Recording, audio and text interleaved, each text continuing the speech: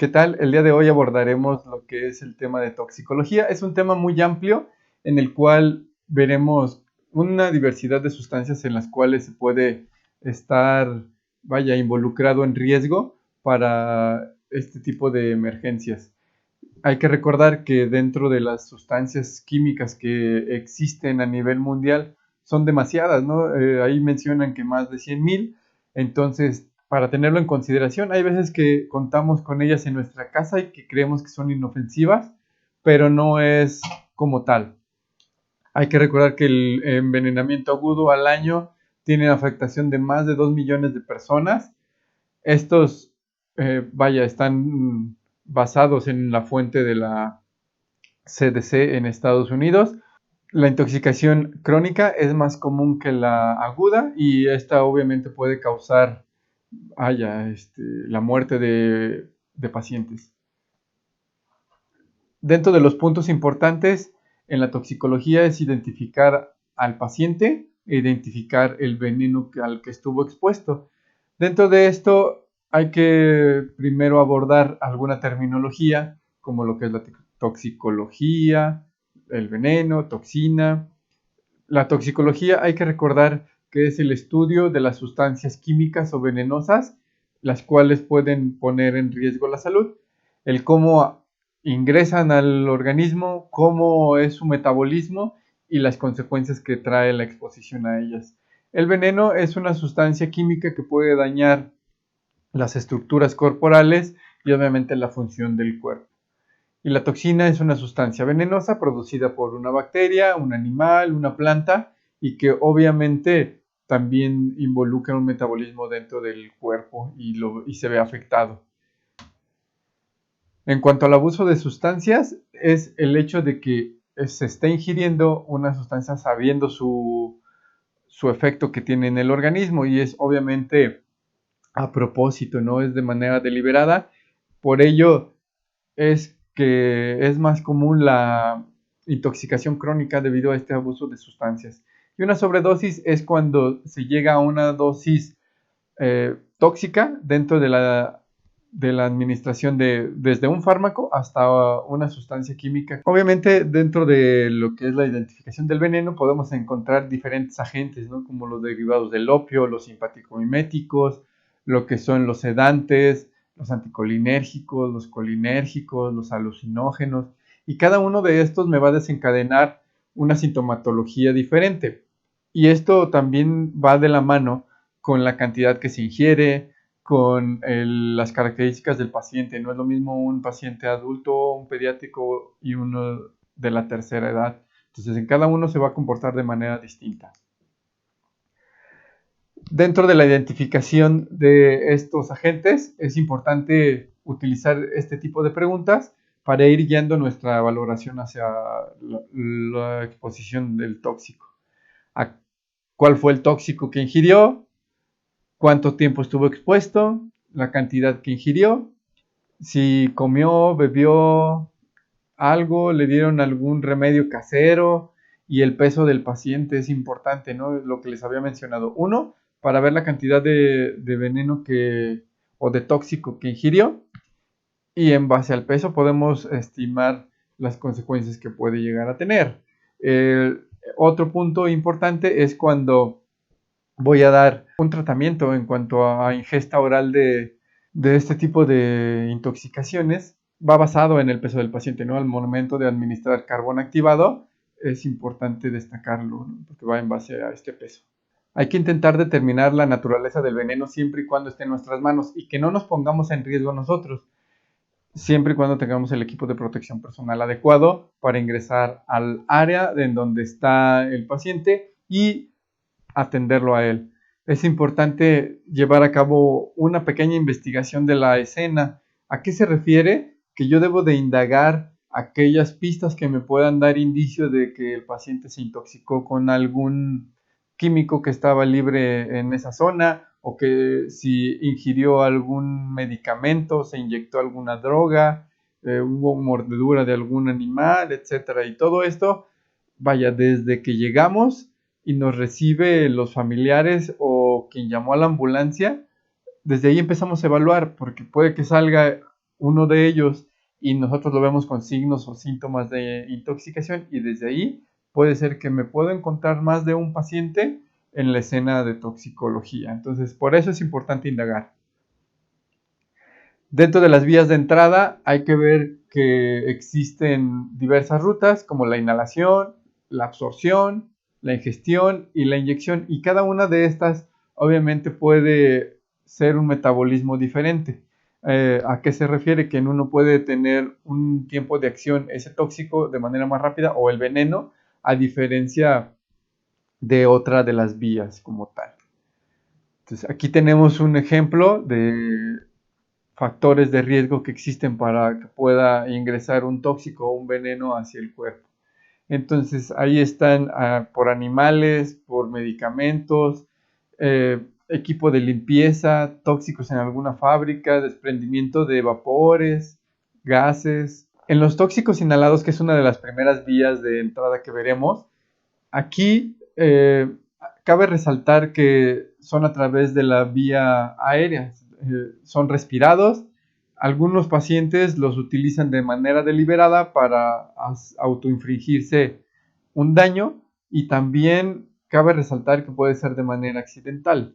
Eh, ¿A qué me refiero con esto?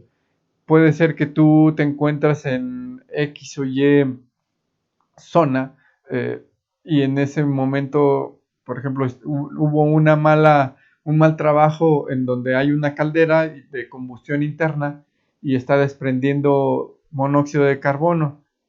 Sin embargo, tenías que estar ahí por alguna razón para atender algo de trabajo, algo de tu casa, etcétera. Y en este fue de manera accidental. Sin embargo, en la contraparte es en los pacientes en los cuales te los encuentras en la cochera, arriba de su auto, prendido, las cocheras cerrada, la ventana cerrada, y esto obviamente da un indicio de que puede ser un intento de suicidio. En los productos químicos, también en los detergentes de igual manera pueden estar, liberando algún gas, como les habíamos comentado. Por ejemplo, el sulfuro de hidrógeno, que puede estar desprendido de algún detergente o de algún producto químico, ¿no? Al abrir la puerta siempre deben de estar ustedes alerta, de contar con su equipo de protección personal. Si ustedes los llaman a una zona donde ya ustedes tienen el conocimiento del químico que manejan ahí, no estaría de más consultar la guía de respuesta a emergencias o la hoja en donde viene toda la ficha técnica del tóxico, y así tomar las precauciones pertinentes para que no resulten lesionados ustedes. Contactar a los equipos de respuesta a materiales peligrosos como Hazmat o MATPEL. También es importante activarlos de manera oportuna. En este tipo de pacientes es importante que al momento que los atiendan los lleven fuera de la atmósfera en la cual está contaminada de ese gas. ¿Para qué? Para que esté respirando aire fresco, y aunado a ello le tienen que administrar oxígeno suplementario. Esto porque muchas de las ocasiones el paciente se ve beneficiado en su saturación de oxígeno, porque puede estar alterada los gases arteriales, ¿no? Como por ejemplo el dióxido de carbono, o puede estar presente el monóxido de carbono, que cabe resaltar que este último tiene más afinidad que el oxígeno a la hemoglobina. Entonces por eso es importante ingresar más FiO2 para que el paciente barra todo ese dióxido de carbono y monóxido. Entonces, como les había comentado, activar de manera oportuna el equipo Hazmat. Todos los pacientes que hayan inhalado algún tóxico requieren transportación inmediata porque tienen que estar en observación, que no haya ningún cambio, y la atención oportuna. La otra vía que veremos es el por absorción, es a través de la piel, las membranas mucosas, la vía oftálmica. En ellos, además de la intoxicación, podemos percibir quemaduras químicas, que se aprecian erupciones cutáneas, y obviamente pueden desencadenar eventos sistémicos.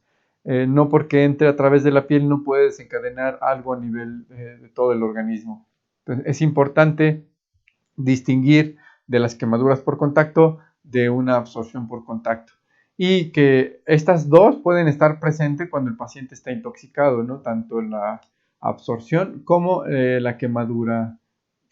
Dentro de los signos y síntomas, es importante primero indagar el historial de exposición, a qué se refiere, cuánto tiempo estuvo expuesto el paciente al tóxico y después del contacto con ese tóxico, a la hora que yo llego, cuánto tiempo lleva, ¿no?, de efectuado ese evento.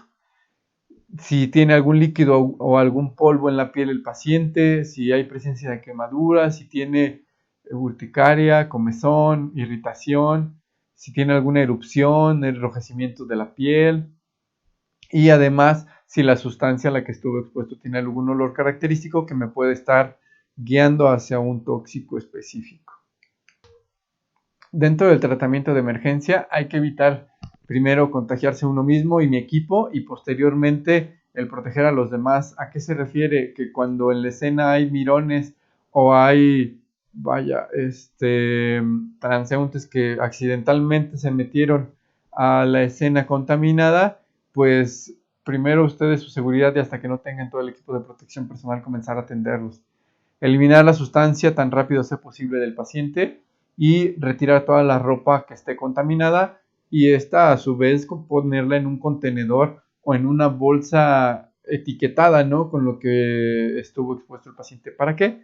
Al momento que le vayan a dar un tratamiento de descontaminación o de desecho de la ropa, tengan presente a qué se expuso como tal. Dentro de este tratamiento de emergencia de los tóxicos por absorción, lo primero que se debe de hacer es eliminar el excedente si es un polvo y posteriormente verter agua de manera abundante alrededor de 15-20 minutos, ¿no?, para que se esté despejando el químico que está presente y posteriormente lavar con agua y jabón. Si el tóxico es líquido, hay que enjuagar de manera abundante con agua, igual verterla encima de la parte afectada durante 15 a 20 minutos. Es importante que esto sea a través de una regadera, el chorro del agua, una manguera, nunca en baldes ni nunca con compresas, porque obviamente al momento que tú estás metiéndolo en un balde, solamente estás haciendo una dilución y si pones una compresa puede desprender vapores que te pueden intoxicar. Si fue a través de la vía oftálmica, hay que irrigar igual 15-20 minutos. En algunas industrias existen los lavaojos, como los que estamos viendo en la imagen, y si carecen de ellos en la zona donde fuimos a atenderlo, podemos utilizar unas puntas nasales colocadas los dos orificios de salida a nivel de los lacrimales para que a través de ellos se pueda estar inyectando o se le conecte una solución y por ahí esté escurriendo el agua y esté limpiando. Nada más a nivel de los oídos hay que proteger para evitar que se esté chorreando todo el agua. Entonces, como les había comentado hace un momento, en los entornos industriales existen estas duchas de seguridad que son regaderas para poder lavarse en caso de algún incidente. Si alguna vez han visitado una industria o en un laboratorio, podrán ver que existen estas regaderas ubicadas en puntos estratégicos. Y estos lavabojos también en algunas industrias lo tienen. También en el entorno industrial pueden tener ya un equipo o una brigada de emergencia experta en materiales peligrosos y a ellos se les debe de pedir la ficha técnica del químico o del producto que trabajan ahí. Siempre asesorarse también con ellos, ¿no? Ellos pueden ser expertos en materiales peligrosos y te pueden ir guiando en la actuación del abordaje de una zona contaminada.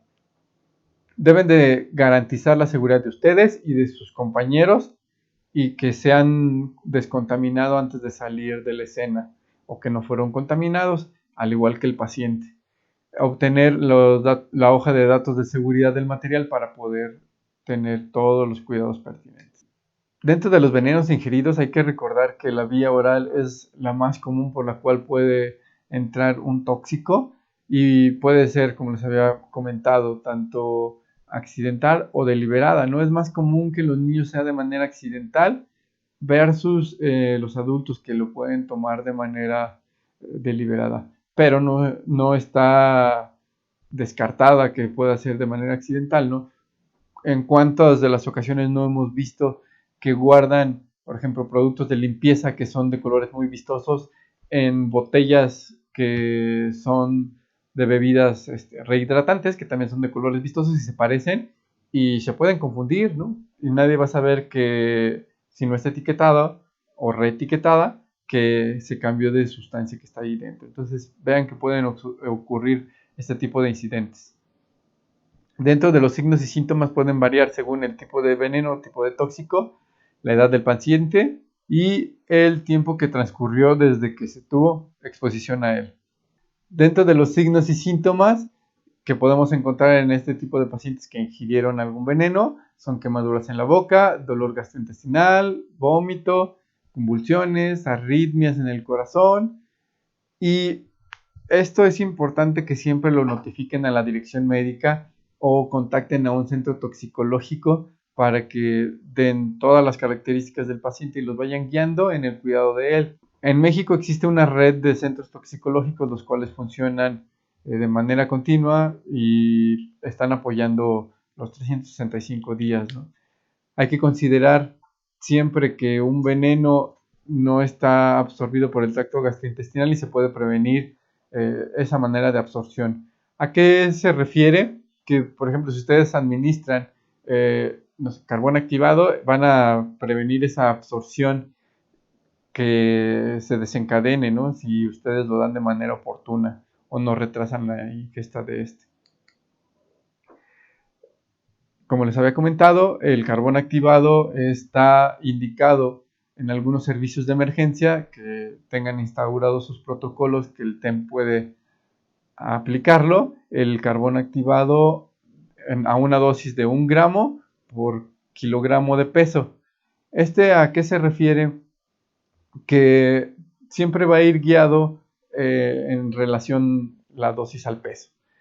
Y esto tiene que estar diluido en agua o tiene que estar diluido en sorbitol. Aquí hay que tener una precaución, que siempre vean la ficha técnica o la hoja de datos de seguridad del químico, porque puede existir que ustedes lo diluyan con agua o este sorbitol reaccione con alguna sustancia química. El ejemplo, pacientes que ingieren fosfuro de aluminio y ustedes lo diluyeron con agua y se lo dan a tomar de esta manera, va a haber una reacción en el cual esté generando, por ejemplo, un gas fosfina. Entonces es importante siempre preguntar el tóxico y con qué reacciona.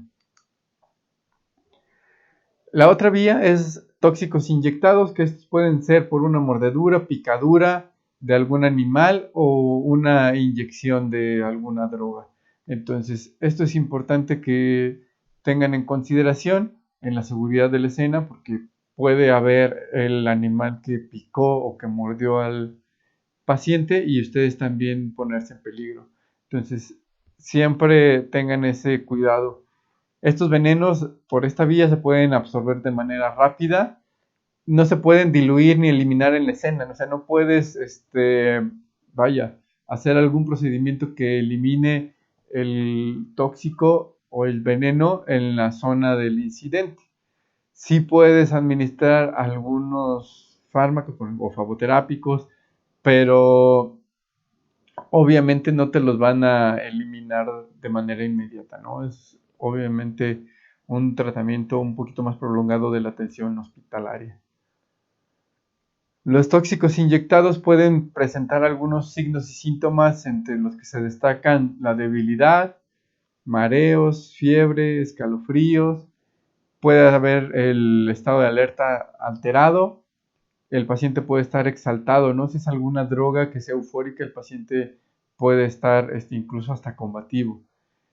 Hay que vigilar siempre la vía aérea, proporcionar oxígeno si lo requiere, mantenerse alerta por náuseas, vómito y transportar al paciente de manera inmediata. Hay que retirar los relojes, anillos y toda la joyería que esté en la mano, debido a que si se deja y hubo una mordedura, como lo vimos en la imagen anterior, se dematiza, entonces puede llegar a un punto donde ya no los puedan extraer y obviamente pueden comprometer la circulación de la extremidad. Pues, como habíamos visto en la evaluación de la escena, hacíamos unas preguntas, ¿no? Primero, ¿es seguro el lugar? ¿Hay algún olor en la zona? ¿Hay envases o frascos tirados? ¿Hace falta algún medicamento en algún paquete que está en la escena? ¿Existen envases de bebidas alcohólicas? Porque también puede ser alguna interacción. Puede ser que hayan mezclado una cosa con otra, ¿no? ¿Hay jeringas o algún otro artefacto para consumo de drogas, por ejemplo, pipas, etcétera? ¿Hay un olor sospechoso que te indique que es un laboratorio de drogas? Puedes sospechar de que el paciente está intoxicado. Como les había comentado con las preguntas anteriores y visualizando esta imagen, ustedes pueden ir detectando esos riesgos, ¿no? Si observamos esta fotografía, ahí podemos ver que hay varios químicos con etiquetas, algunas se ven, algunas no se aprecian. eh, Hay incluso presencia de algún gas. Entonces, todo esto me pone a pensar si es segura o no mi escena. Entonces, esto debe de ir de la mano con la imagen que ven del lado derecho, que es la GRE, la guía de respuesta a emergencias, en la cual tú buscas el número de material si está en el etiquetado del químico y te da en la GRE las características, ¿no? Desde el perímetro de seguridad, el equipo de protección personal que debes de usar, el manejo inicial de este tipo de pacientes intoxicados, etcétera, etcétera. En la evaluación primaria hay que detectar también la gravedad del paciente. Primero, recuerden la impresión general, evaluar el estado de conciencia de manera cautelosa. Les había comentado que el paciente puede estar agresivo. Y además, si ya lo van a tocar, deben de tener cuidado de que el paciente no tenga presencia del químico y ustedes se vean expuestos a él. Determinar alguna amenaza para la vida. Y no hay que suponer que un paciente consciente y alerta está orientado o está estable, porque el paciente puede estar, digamos, con los ojos abiertos y hablándoles, pero puede ser que no esté coherente, no sepa lo que está pasando. Y eso puede ser que esté derivado de la exposición al químico. En la vía aérea y la respiración hay que asegurarla que siempre esté permeable, estar aspirando. Hay algún tipo de químicos en los cuales el paciente puede estar presentando cialorrea, hay que estar aspirando de manera continua, o algún veneno también de algún animal me puede generar este tipo de circunstancias, ¿no? Que haya exceso de secreciones y hay que aspirar de manera continua. Entonces, siempre mantenerla permeable, si hay que utilizar cánula, la utilizan, y en conjunto manejar la respiración. Siempre la saturación de oxígeno va a ser una guía, y si lo pueden complementar con la capnografía, qué mejor, para ver las necesidades de oxígeno en la cual puedan ustedes administrarle. En la circulación hay que evaluar el pulso, las condiciones de la piel, incluso si está o no comprometida, si hay algún sangrado aparente, ¿no?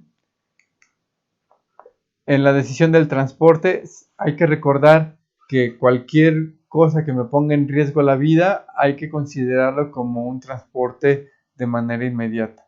No se trata nada más de cargar y llevar, hay que evaluarlos, comenzar el manejo para que vayan lo más estable posible, pero que su condición de traslado no se retrase al hospital que le puede dar solución a su situación.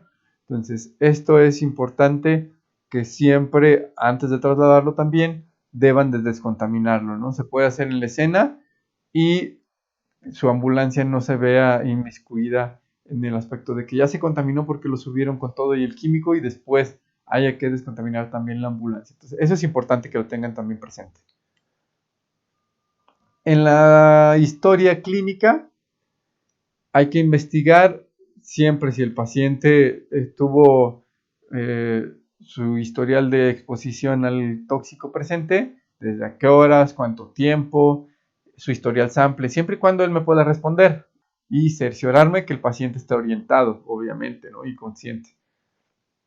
Dentro de esto, si no estuviera consciente el paciente o no estuviera orientado, lo puedo adquirir de otras fuentes ese historial, por ejemplo, familiares, por ejemplo, amigos, personal o compañeros de trabajo. Entonces, dentro de la historia clínica ya habíamos visto algo de estas preguntas: cuál fue el tóxico al que estuvo expuesto, cuánto ingirió, si el paciente obviamente se expuso además de él otra persona y cuáles fueron las acciones que realizaron, ¿no? Por ejemplo, pudo haber sido que el paciente se contaminó y posterior a eso se salió para pedir ayuda y empezó a contaminar a más personas. También eso es importante preguntarlo. ¿Cuál fue el nivel de exposición? O sea, eso se refiere a la cantidad de la sustancia y el tiempo. Además, es importante que el paciente, si hay algún testigo presencial, eh, que nos diga si le han realizado alguna intervención, vaya, como de algún tratamiento, digamos, casero, o que no sea casero, o sea, que sí sea del área médica, porque en algunas industrias tienen brigadas de seguridad y le pudieron haber dado el manejo inicial y para continuar con él, ¿no? Y como les había mencionado, el peso del paciente es importante para el tratamiento y los síntomas que puede desencadenar. Dentro de la evaluación secundaria podemos realizar un examen físico de manera sistemática o de manera cefalocaudal para evaluar al paciente, ¿no? Todo esto va a depender de las características de la escena, o sea, si el paciente tuvo exposición al tóxico o al veneno y posteriormente se desvaneció y sufrió una caída, etcétera, obviamente debo de indagar todas las lesiones posibles, ¿no? Además de la intoxicación. Entonces, por eso puede ser que sea a través de aparatos y sistemas o de cabeza a pies.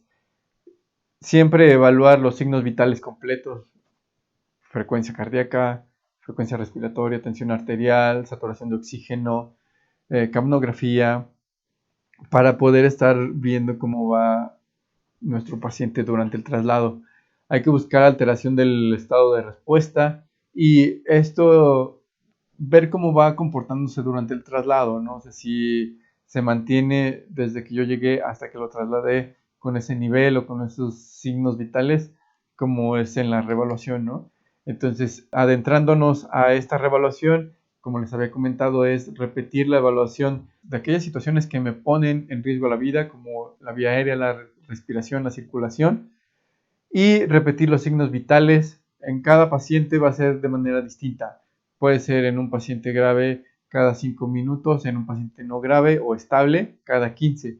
Y también quiero resaltar que si el paciente consumió una dosis de tóxico o de algún veneno con una dosis que puede ser nociva o que puede ser letal, se tiene que considerar cada 5 minutos, a pesar de que el paciente puede estar consciente todavía cuando lo encontramos. Dentro de la comunicación y la documentación, es importante siempre contactar a la dirección médica, el centro toxicológico y al hospital al que lo vamos a llevar, para que éste esté preparado y obviamente no lo agarren desprevenido, ¿no? Que si va a recibir un paciente intoxicado tenga una ruta de entrada y no vayan a contaminar a más pacientes que ya están en el hospital o al mismo personal de salud. Entonces, esto es importante siempre tenerlo en consideración y todos los signos y la evaluación que ustedes hicieron en el paciente y encontraron hallazgos importantes, notifíquenselo al hospital. Puede ser por teléfono, por fax, por correo electrónico. Actualmente existen un sinfín de medios de comunicación por los cuales se pueden enviar. Dentro de la atención médica de emergencia hay que cerciorarse la seguridad de la escena. Si se fijan, hacen mucho énfasis en ello. Realizar la descontaminación tanto del paciente como de ustedes si estuvieron expuestos y retirar cualquier cosa que vean en la vía aérea del paciente: píldoras, pastillas, incluso algún fragmento de algo que pudo haber traído en la boca, ¿no? Esto me puede, primero, contribuir a que se comprometa la vía aérea, o dos, que si es una pastilla o píldoras con la que se puede llevar a cabo una intoxicación, se siga absorbiendo ese químico, ¿no? Y entonces, al retirarlo, le estamos limitando eso. Hay que limpiar y lavar si hay algún polvo, si hay algún líquido químico que se pueda retirar de la piel con el chorro del agua. Dentro de esta atención es evaluar y mantener la vía aérea, la respiración y la circulación, como les había comentado, ¿no? Es estar siempre a la expectativa y monitoreando a los pacientes. Tratar el estado de shock, transporte inmediato al paciente al hospital, 1 más cercano y 2 al que sea resolutivo, porque puedo trasladarlo al hospital más cercano, pero si no tiene los insumos para, o la infraestructura para atender este tipo de pacientes, pueden decirme, espérame aquí, o llévatelo luego al otro hospital, porque aquí no cuento con el equipo suficiente para llevar a cabo el manejo de este paciente que me trae, ¿no? Entonces, por eso es importante siempre contactar a la dirección médica. Dentro de la atención de emergencias, hay que recordar que dentro de los sistemas SEM, en algunos está permitido la administración de carbón activado. Entonces, es importante que cuando haya una ingesta de veneno o de tóxico a través de la vía oral, se administre de manera oportuna y teniendo la cautela que les había mencionado. Este no está indicado en pacientes que hayan ingerido venenos alcalinos, cianuro, etanol, hierro, litio, metanol, ácidos minerales y solventes orgánicos, por la reacción que puede llegar a tener. Dentro de lo que es el nivel de conciencia, hay que tener esa precaución porque puede estar disminuyendo de manera continua y obviamente esto te compromete la vía aérea si tú le das a tomar el carbón activado, ¿no? Entonces, eso es importante tenerlo siempre presente. Entonces, dentro del manejo del carbón activado, obviamente ustedes deben de traerlo en la ambulancia. Está indicado en la norma oficial mexicana que debe de traer la ambulancia básica este tipo de medicamentos, ¿no? Hay diferentes marcas y la dosis que les había comentado es la de 1 gramo por kilogramo de peso corporal en el paciente. Hay que recordar que como es una suspensión, se deben de agitar de manera vigorosa para que se distribuya el carbón activado en la solución en la que está disuelto, ¿no? Y obviamente se administra a través de la vía oral, se diluye en un frasquito, en un vaso, para que se pueda administrar. En algunos otros servicios de emergencia, en ocasiones el carbón activado lo administran a través de sondas nasogástricas, siempre y cuando tengan la autorización o en sus protocolos esté plasmado que se pueda realizar este procedimiento. Si el paciente rechaza el carbón activado, hay que dejarlo bien documentado, ¿no? Que ustedes le dijeron que era el tratamiento para su condición, pero él se rechazó ese manejo. Entonces, hay que recordar que existen como efectos adversos a esta ingestión y se los deben de mencionar al paciente, que puede ser estreñimiento o puede ser que las heces salgan de color negro. Si el paciente ha ingerido algún tóxico que provoca náuseas, puede vomitar después de tomar el carbón activado. Entonces, ¿esto qué va a causar? Que ustedes deben de estar a la expectativa de que no haya compromiso de la vía respiratoria y además de que puede generar algún daño si el tóxico, es irritante, es el tracto gastrointestinal y la vía respiratoria. Entonces, con el tiempo, una persona puede necesitar cantidades mayores de algún medicamento o de alguna droga para desarrollar un resultado deseado. Esto obviamente es a causa de que generan una resistencia o una tolerancia a esa sustancia, ¿no? Y cada vez necesitan cantidades mayores para tener el mismo efecto. Entonces, esto conlleva posteriormente a un abuso de sustancias. Entonces, téngalo siempre presente que pueden encontrar pacientes con esto. Dentro de la importancia en la conciencia de seguridad y medidas preventivas, son pacientes aquellos en los cuales se inyectan alguna droga y pueden tener hepatitis, pueden tener VIH y obviamente te pueden transmitir esto si hay algún contacto de fluidos, ¿no?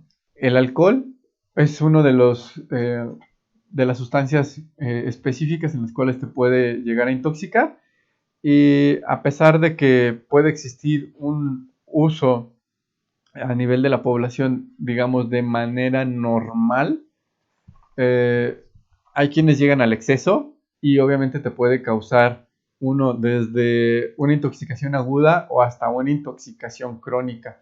Esto va a depender del paciente y obviamente también puede llegar a ser perjudicial, ¿no?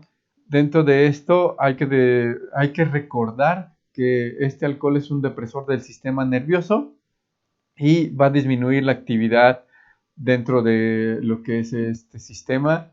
Es un inductor del sueño, atenúa la sensación de la conciencia, disminuye los reflejos y el tiempo de reacción. Es por eso que los pacientes que consumen alcohol pueden estar retardados en todos estos, ¿no? Puede causar comportamiento agresivo o inapropiado. El alcohol obviamente puede tener interacción con algunos fármacos o con algunas otras sustancias, ¿no?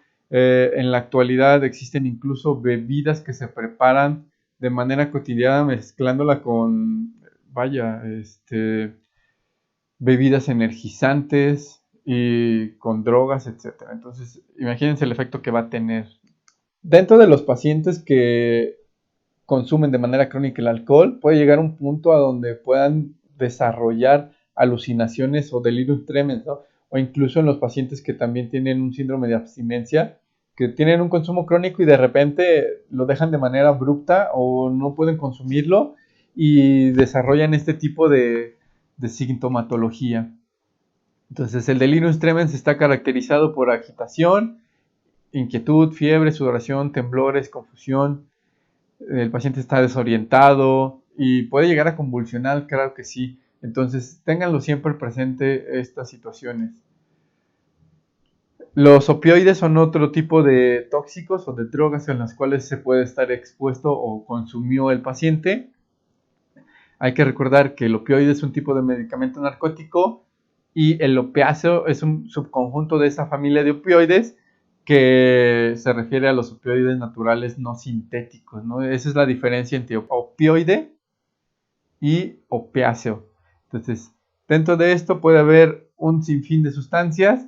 Estos son como los más comunes: butorfanol, codeína, fentanilo, heroína, hidroxicodona, morfina, metadona, la oxicodona y la oximorfona. Entonces, dentro de esto puede estar expuesto y cada uno puede tener diferente vía de administración y desencadenar efectos en el paciente. Entonces, esta dependencia puede ocurrir después de un consumo prolongado. Hay pacientes que desarrollan como una dependencia física y psicológica de este tipo de sustancias y eso los hace caer en el abuso de sustancias, ¿no? Estos opioides también son depresores del sistema nervioso, causan depresión respiratoria y hay que tener en consideración esto, que al momento de detectar este tipo de circunstancias en el paciente se deben de atender de manera oportuna. El paciente puede desarrollar una tolerancia a estos opioides de manera rápida, causan náuseas, emesis, provocan hipotensión y los pacientes pueden estar inconscientes, ¿no? Pueden mostrar cianosis a causa de un compromiso respiratorio con pupilas puntiformes. Dentro del tratamiento de emergencia hay que recordar que existe la naloxona que va a revertir estos efectos. Se puede administrar de manera intravenosa, intramuscular o intranasal. Obviamente la más rápida es la intravenosa, pero la intranasal la desarrollaron por la manera segura que tiene de administrarse. Incluso administrar a alguien que esté consumiendo opioides y tenga ese medicamento por en caso de sufrir alguna intoxicación como tal. Hay que recordar, la dosis es de 2 miligramos, se pone 1 miligramo en cada fosa o el equivalente a 1 mililitro en cada fosa. Dentro de esto hay que ver que esté disponible y averiguar si alguien en la zona ya le administró esta naloxona. Como les comentaba, hay algunas personas que están consumiendo opioides por algún tratamiento y tienen, vaya, esta naloxona disponible en caso de alguna intoxicación. Están también los sedantes hipnóticos, que son barbitúricos y benzodiazepinas, que también son fáciles de obtener. También son depresores del sistema nervioso, alteran el nivel de conciencia, pueden estar somnolientos los pacientes, pacíficos y puede estar intoxicado, obviamente, ¿no? Dentro de esto, en general, siempre es la ingestión a través de la vía oral, es a través de cápsulas o las disuelven y se las inyectan. Las drogas IV pueden generar una dependencia más rápida y la tolerancia obviamente también, ¿no?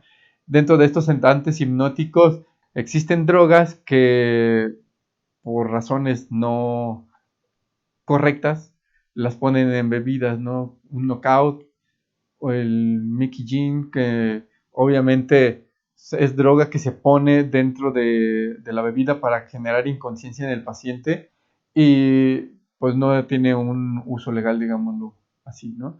Entonces, dentro de el tratamiento es importante tenerlo en consideración que se debe de mantener una vía aérea permeable, asistir la respiración, la ventilación de manera inmediata. Esto obviamente deben de tener un punto importante en esta evaluación, ¿no? Y que el paciente puede estar no consciente, o sea, ustedes lo pueden ver activo y el paciente ni siquiera se va a acordar que lo atendieron.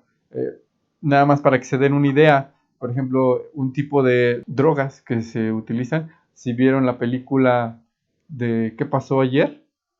Por ejemplo, los rufis, que es otro tipo de droga que también la meten en este tipo de bebidas, que te genera como euforia, pero vayan, tú no te acuerdas de lo que pasó, ¿no? El abuso de inhalantes, este es a través también de la vía respiratoria y generalmente, ocurre por diluyentes de pintura, algunos gases, por ejemplo, que sirven para limpieza de lo que son los equipos electrónicos, etcétera. Y dentro de esto también te puede generar una consecuencia, además de la intoxicación aguda, una intoxicación crónica. Por ejemplo, aquellos que consumen de manera inhalada gasolina o están continuamente teniendo contacto con la gasolina, por ejemplo los tragafuegos, el plomo se va absorbiendo hacia el cuerpo y obviamente te puede desencadenar problemas cardiovasculares. Entonces eso es importante que lo tengan en consideración. Dentro de estos solventes hay hidrocarburos que obviamente puede generar complicaciones cardiovasculares como les había mencionado, ¿no? Dentro de esto les causa arritmias que pueden llegar a ser fatales. Es importante administrar oxígeno y trasladarlo al hospital de manera oportuna. Otro de los tóxicos es el sulfuro de hidrógeno, que es un gas tóxico, incoloro, pero lleva un olor muy característico como huevo podrido, ¿no? Como azufre. Entonces, esto puede estar desprendido, por ejemplo, de las coladeras, del drenaje, y tiene afectación a los pulmones y al sistema nervioso. Se puede utilizar dentro de todo ello con un fin de autoinfligirse alguna lesión por suicidio, y si se sospecha de este gas hay que avisar al de materiales peligrosos para que venga a atender o nos colabore con la atención de este tipo de escenarios. Signos y síntomas: el paciente puede presentar náuseas, emesis, confusión, disnea, pérdida de la conciencia, convulsiones, shock, coma, paro cardiopulmonar, y el paciente debe de ser descontaminado antes de trasladarlo en la ambulancia al hospital. Entonces debe de vigilarse la respiración, la vía aérea y proporcionar soporte cardiovascular si es necesario. Los simpático-miméticos, como ya habíamos visto anteriormente, estos simpático-miméticos son sustancias que simulan la activación del sistema simpático, ¿no? El que te desencadena la reacción de lucha o huida. Y existen diferentes drogas, ¿no? Como el éxtasis, el polvo de ángel, PSP, Vinis, Crank, la dioximetanfetamina, metanfetaminas, cocaína, crack, etcétera. Entonces, puede haber un sinfín de drogas en las cuales puedan generar este tipo de reacciones simpático-miméticas y que obviamente, ¿qué es lo que te causan? Euforia en el paciente, ¿no? Hay una estimulación del sistema nervioso central y causan hipertensión, taquicardia y pupilas midriáticas. Esto es importante porque pueden desencadenar taquicardias que puedan terminar de manera fatal. Entonces, la cocaína es una de las drogas comunes de consumo y que puede ingresar al cuerpo por diferentes vías, ¿no? Inhalada, fumada. Y estos efectos pueden tener, además de la euforia, eh, complicaciones cardiovasculares. Entonces es importante que lo tengan en consideración.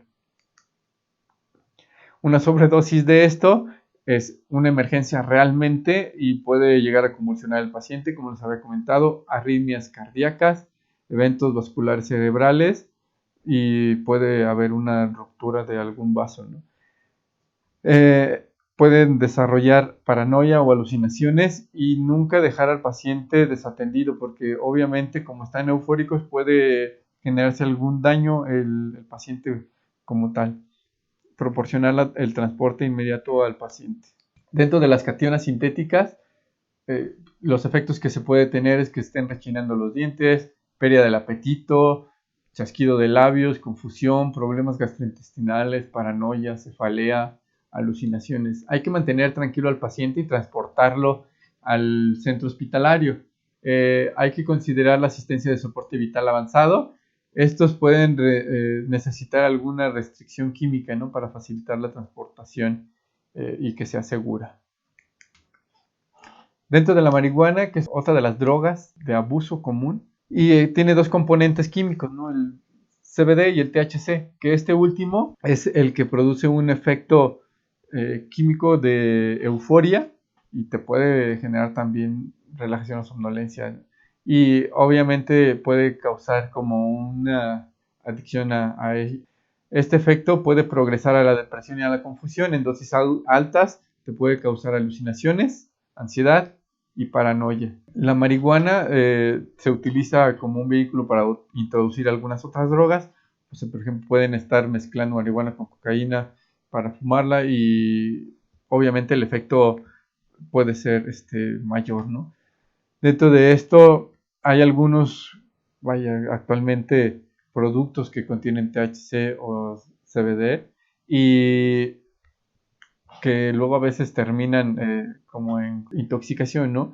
Por ejemplo, hay brownies, pasteles que hacen con este tipo de droga y los consumen, ¿no? Entonces te puede generar hiperemesis cannabinoide a causa de este consumo de marihuana ingerida. Hay otra que es la sintética o la spice, que es una sustancia química que produce un efecto similar a la marihuana. No es que esté derivado directamente de ella, sino es un químico que está con el parecido efecto de estos, ¿no? Y obviamente te puede generar una complicación mayor que la marihuana que se consume de manera natural. Los alucinógenos son otro punto de las drogas a las cuales se puede estar expuesto y puede haber obviamente alteración sensorial y percepción de la realidad y de la persona, ¿no? El LSD, el PCP, hashish, los hongos alucinógenos, el peyote. Hay un sinfín de drogas que puede generarte alucinaciones. Estos agentes van a provocar alucinaciones visuales, intensifican la visión, el oído y en general separan al usuario de la realidad. Los pacientes que experimentan un mal viaje presentan hipertensión, taquicardia, ansiedad y paranoia. En hay que asumir una actitud calmada del paramédico hacia el paciente. ¿Por qué? Porque obviamente él puede reaccionar de manera agresiva. Está eufórico y está fuera de la realidad. Proporcionar apoyo emocional, no usar restricción a menos que el paciente esté en riesgo de lesionarse o de lesionarlos a ustedes. Vigilar con cuidado siempre durante la transportación y nunca perderlo de vista. Solicitar el soporte vital avanzado y que sea apropiado para el paciente. Dentro de los anticolinérgicos son medicamentos que bloquean los nervios parasimpáticos y una mnemotecnia que luego utilizan para identificar un síndrome anticolinérgico es esta frase, ¿no? Caliente como una liebre, ciego como un murciélago, seco como un hueso, rojo como un betabel y loco como un sombrero. Obviamente puede ser cuando se desarrolla un toxíndrome, ¿no? A través de la ingesta de agentes anticolinérgicos como la atropina, el Benadryl, que es la difenidramina, ¿no? Que obviamente puede caer en un exceso de consumo de esto. Y el paciente puede ir de normal a estar en una convulsión o morir en menos de 30 minutos. Entonces, por eso es importante nunca perder de vista esto, ¿no?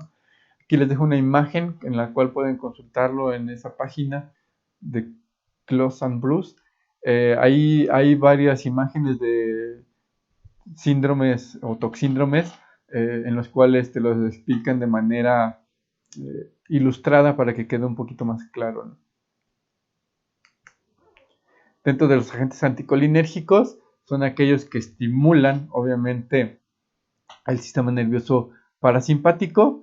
Y dentro de esto puede haber algunos agentes como el gas nervioso, el agente BX, órganos fosforados, los cuales obviamente te van a desencadenar también un toxíndrome y puede caer en este punto, ¿no? Para identificarlo existe la mnemotecnia Dumbbells, en la cual significa diarrea, orina, miosis, bradicardia, broncoespasmo, emesis, lagrimeo y salivación excesiva, sudoración o convulsiones.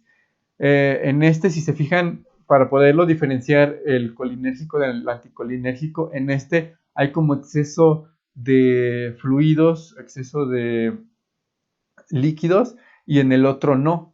Entonces, es una manera de poder diferenciar un síndrome colinérgico a un anticolinérgico.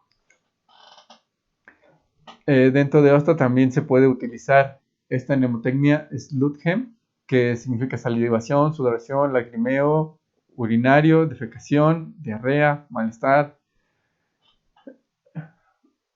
gástrico, calambres, emesis, espasmos musculares o miosis. Entonces siempre es importante evitar exponerse a ellos, por ejemplo, órganos fosforados, por ejemplo, agente BX, gasarín. Entonces, dentro de estos agentes nerviosos es importante siempre tenerlos en consideración, que son, por ejemplo, en otros países como armas de destrucción masiva, ¿no? Dentro de esto hay que tener en consideración la descontaminación, y que debe de ser a través de la hoja de seguridad del químico para poder desempeñar una descontaminación adecuada. Y esto va a disminuir, obviamente, el riesgo de exposición por parte del personal de salud. Es importante siempre estar despejando la vía aérea y proporcionar soporte siempre para que esté permeable. Para el tratamiento del toxíndrome colinérgico existen kits como el DODOT, en el cual contiene atropina y pralidoxima. Son autoinyectores en los cuales administran el medicamento, ¿no? Esto es para revertir este tipo de reacciones colinérgicas en el paciente. Algunas drogas misceláneas que pueden ser, como de uso a veces más comunes o de más fácil alcance, pero no quiere decir que no puedan ser peligrosas, ¿no? Entonces siempre importante ponerse en contacto con el centro toxicológico para que los guíen en el manejo de este. Por ejemplo, dentro de la intoxicación por aspirina, aunque parece inofensiva, si la persona llega a una dosis tóxica o dosis letal, puede llegar a ser fatal, ¿no? O sea, una dosis letal alrededor de 500 miligramos por kilogramo de peso está marcada como una dosis letal en el paciente. Entonces vean que no es tan inofensiva como pensáramos, ¿no? Y te puede conllevar a que el paciente desencadene náuseas, emesis, hiperventilación, zumbidos. Puede presentar ansiedad, confusión, taquipnea, hipertermia y corren el riesgo de convulsionar. Por eso es importante detectarlo, ¿no? Otro de los medicamentos también de abuso excesivo es el paracetamol. Es muy común que esté al alcance y puedan ustedes tener acceso a él, o todas las personas tienen acceso a él, y puede estar consumiéndolo de manera crónica y estar excediendo la dosis recomendada. Entonces pueden estar consumiendo más de 4 gramos al día y obviamente puede llevarte a una intoxicación, por este tipo de excesivo del paracetamol, ¿no? Entonces es importante que lo tengan en consideración. Puede llegar a causar taquipnea, ceguera, insuficiencia renal y con el tiempo la muerte, ¿no? Porque puede haber una intoxicación crónica. En la intoxicación por alimento, esta está derivada de toxinas que pueden estar en algún alimento, ya sea preparado, procesado o enlatado. Entonces, dentro de esto puede haber varias bacterias. Una de ellas es la salmonela, que te causa la salmonelosis, y estos signos y síntomas se presentan dentro de las 72 horas posteriores a la ingestión, que incluyen náusea, emesis, dolor abdominal y diarrea. Es importante destacar que la cocción adecuada de los alimentos mata esta bacteria. Por eso pacientes que tienen ingesta de alimentos crudos pueden desarrollar esto. Otra intoxicación es a veces las bacterias que se generan por las sobras de comida y desarrollan Staphylococcus, que obviamente puede producir toxinas en estos alimentos y te haga daño, ¿no? Y te provoca una intoxicación por esta vía. Es importante siempre considerar que dentro de esta ingestión de toxinas, el botulismo es una enfermedad que puede llegar a ser grave, es a través de productos enlatados de manera incorrecta y te puede generar visión borrosa, debilidad, dificultad para hablar y respirar. En este intoxicación por alimentos, al momento de acudir a una escena, obviamente puede haber más de una persona, más de un paciente a los que debes de atender y eso debes de tenerlo en consideración. No hay que intentar determinar la causa específica porque se tienen que obviamente hacer laboratorios para saber cuál es, reunir los datos mayores posibles, transportar al paciente de inmediato y si hay 2 o más personas hay que llevarlos a alimentos sospechosos a que sean investigados. La intoxicación por plantas también llega a ser presente al ambiente, eh, en el campo, en la sierra, el cerro, etcétera, y se tiene contacto con plantas que a veces vas caminando y te van rozando y no traes ropa que cubra completamente las piernas o los brazos, y esto puede desencadenar una intoxicación. Hasta el simple hecho de a veces preparar alimentos, ¿no? Si se consume digamos, en cantidades inadecuadas alguna planta que sirve para consumo humano o para cocinar, puedes conllevarte a una intoxicación, ¿no? Por ejemplo, el epazote en exceso, el jengibre en exceso, tiene dosis tóxicas, ¿no? Entonces, por eso es importante siempre evaluar vía aérea, signos vitales, llevar la planta, si es posible, al centro de envenenamientos o al hospital al que lo van a trasladar para que ellos vean de qué se está tratando y cómo manejarlo. Bueno, hasta aquí es todo. Espero haya quedado claro el tema. Si no, estamos al pendiente en el foro de dudas y preguntas. Gracias.